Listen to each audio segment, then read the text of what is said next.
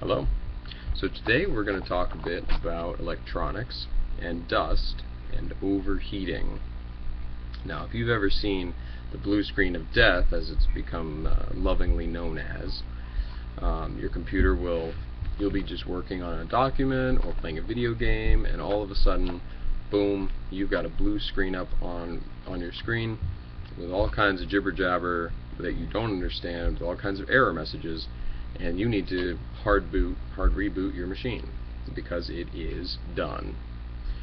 You also may have noticed sluggish machines over the years, or maybe even a overheating warning. Now, I've seen that with my machine, and I'm going to show you guys how to effectively remove the dust in as least obtrusive way as possible, because we don't want to tear the laptop or computer down to nothing. Most people are not comfortable with that anyway. So what we're going to talk about is just how to get in there pretty good and really increase the chances of your laptop or computer doing well over the years. Now, I've got with me today a laptop, and you may be able to see on the back we've got some fins, we've got some plates that we can take off and blow out, and most laptops have a couple different panels on them, and they're usually just held in with a screw or two. The batteries are usually held in with a little release that the whole battery compartment will just come right out, and that's a good place to start because it's so easy to get to. Now, where the RAM is and the hard drive, you can usually just take a screw out, take that whole panel off, and then get a can of compressed air and just blow that right out. That's a great thing to do.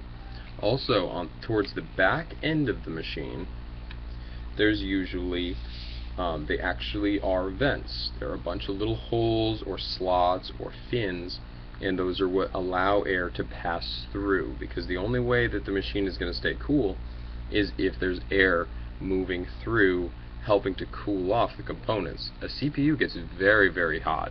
You could fry an egg on it. It's insane.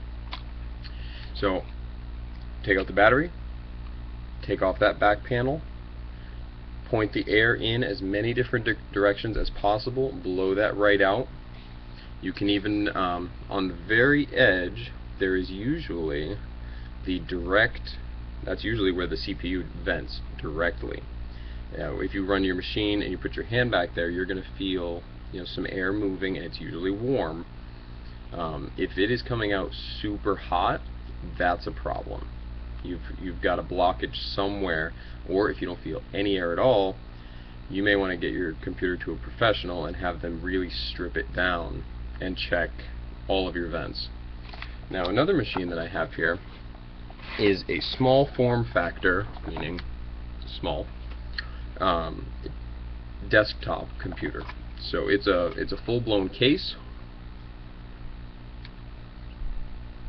It's got all the CPU and motherboard and drives in it. It's very similar to the old towers, only it's about a third of the size.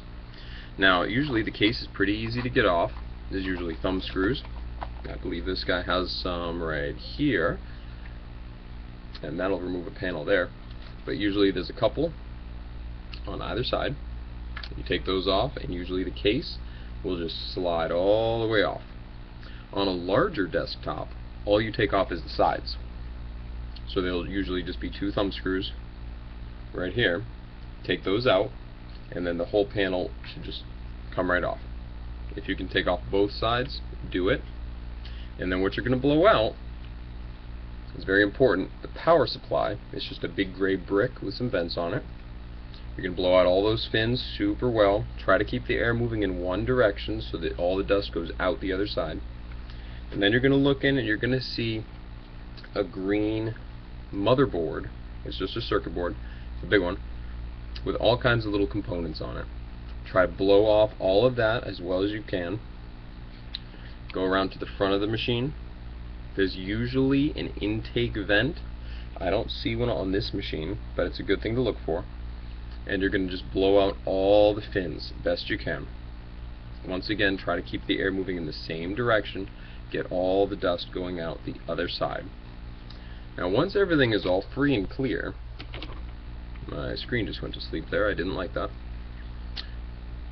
Just make sure that the back of the power supply, the sides of the power supply, the motherboard, the front of the case, make sure that's all dust free. Put your case back together, boot it back up, and you may not notice any performance difference whatsoever. This is strictly a maintenance kind of deal. If your computer was overheating before, it may not anymore. But if your computer overheated too much, you may actually have a problem. You may have the thermal compound that goes between the CPU and its own fan. There's a little gel there that helps the heat really sink out and go to the fan. If your computer overheats too often, or it did once too much, then that thermal compound gets all dried out and it is no good, which means that it's not going to sink that heat away anymore.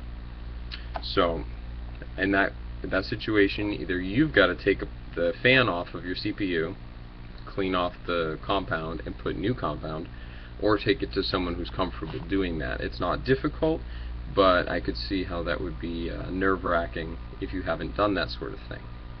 Now, that was my presentation on electronics and dust. Keep things dust-free and your electronics will do a whole lot better. Thank you for watching.